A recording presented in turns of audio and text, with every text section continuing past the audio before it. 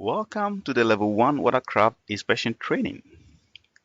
This training is required to become an authorized watercraft inspector working in Minnesota for the 2020 watercraft inspection season. Here are the topics we are going to cover during the Level 1 Watercraft Inspection Training. All the information that we are covering in this training can also be found in your 2020 Watercraft Inspection Manual. Please be sure to read your manual and use it as an additional resource for this training.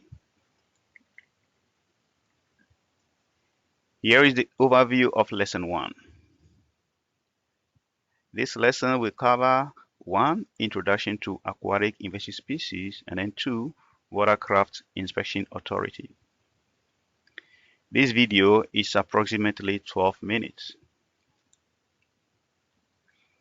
In introducing aquatic invasive species, or AIS, first, let's talk about aquatic species. Aquatic species are species that live in the water. Invasive species, when moved to a new location or habitat, tend to spread rapidly, outcompete native species, and cause or likely cause ecological or economic harm or harm to human health. AIS can disrupt our native ecosystem, which negatively affect our environment. And damage to our environment can mean economic consequences for many of our local businesses. Once AIs get into a body of water, they are extremely difficult and costly to control. So how did aquatic invasive species get to Minnesota? Well, it depends on the species. For example, zebra mussels came to the US in ballast water of ocean-going vessels which travel between Europe and the Great Lakes. Rustic crayfish actually are native to the US, specifically Ohio River Basin, but they are not native to Minnesota. They were most likely brought to Minnesota by being used as baits that were released into water bodies in Minnesota. So how do they spread once they have been introduced in Minnesota? There are many ways of spread.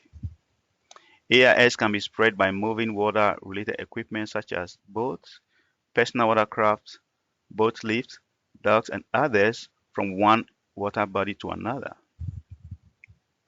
AIS can be attached to water-related equipment, and it can also be transported through water that is moved from one water body to another.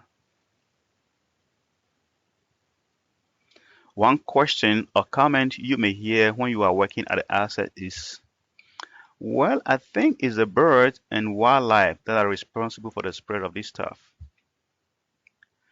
Actually, that is not true because research shows that it is not true. Wildlife are not a vector because the pattern of spread follows the highways and not the flyways. The rate of spread will be measured in centuries and not years.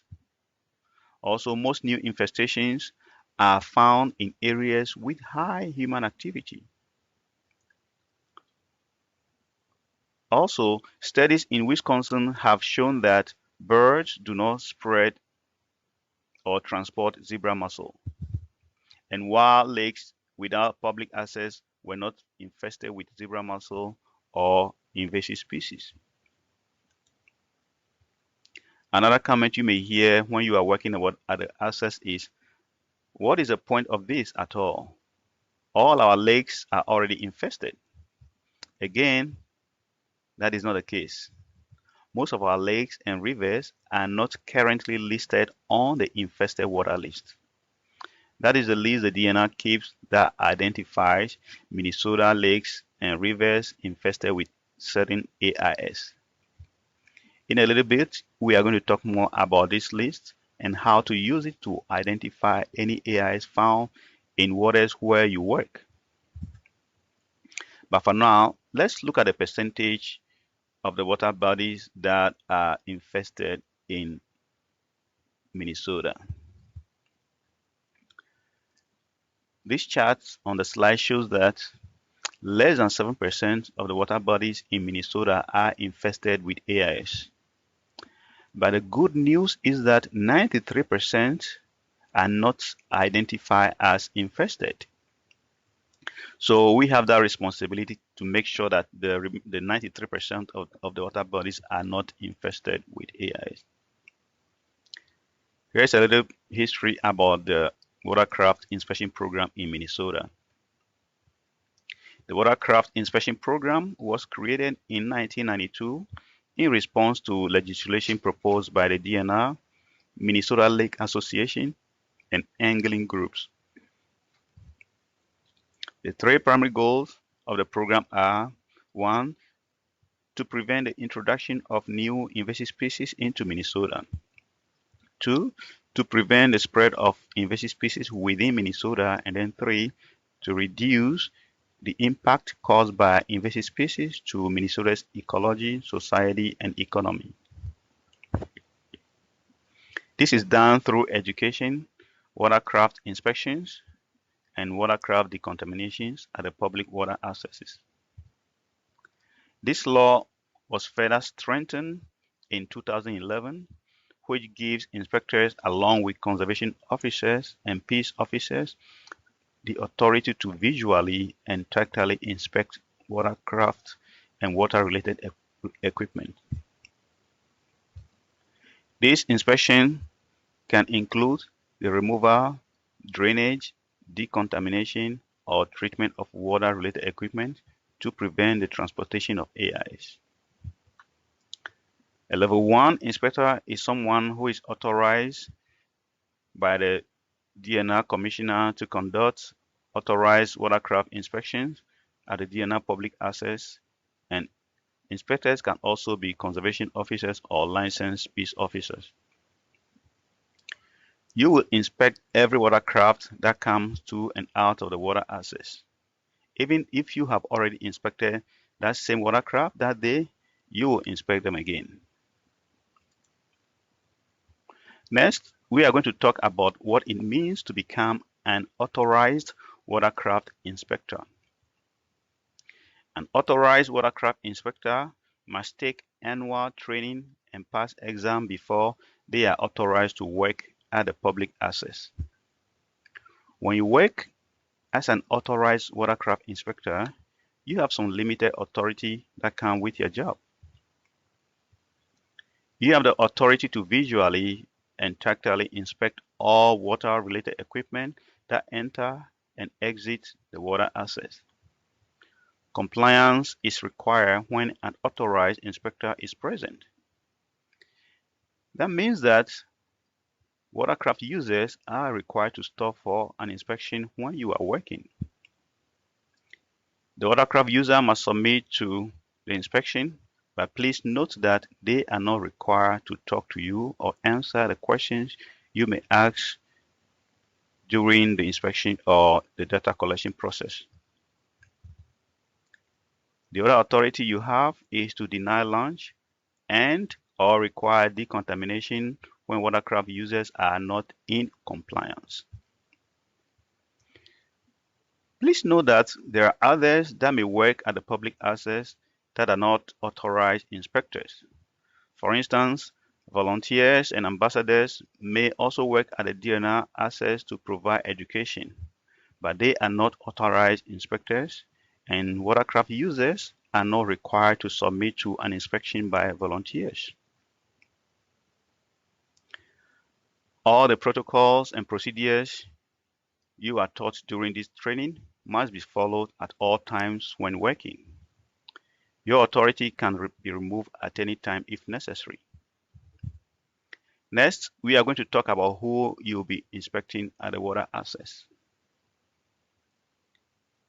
You will inspect all watercraft users who launch through the access or exit the access. What do you inspect? You will inspect all water-related equipment. Water-related equipment is equipment that AIS can attach to or can hold water,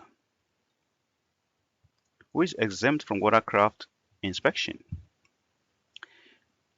The only people who are exempt from the watercraft inspection process are on-duty law enforcement. Conservation officers and licensed peace officers are also level 1 inspectors and can do inspection, order inspection, and order decontamination. They are not required to stop for an inspection. If there is an emergency and they need to get out of the lake, please make sure you get out of their way so they can do their job.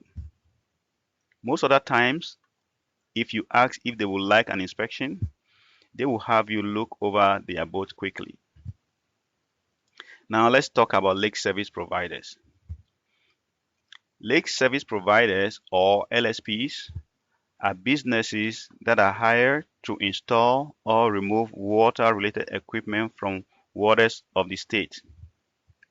These folks have been identified as being high risk for moving AIS just because of the type of work they do in water and moving between different water bodies. LSPs are required to attend AIS training. The business owners are also required to apply for a permit and attend training every 3 years. LSP employees need to complete online training every year and keep a copy of their training certificates on hand and also carry a copy of the business owner's permit.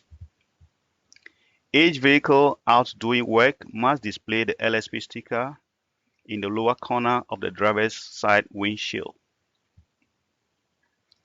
Even though LSP go through AIS training, they are still required to comply with inspection, go through the inspection process, and they must follow all the AIS laws that the general public must follow. In your next video, you are going to watch responsibilities of watercraft inspectors.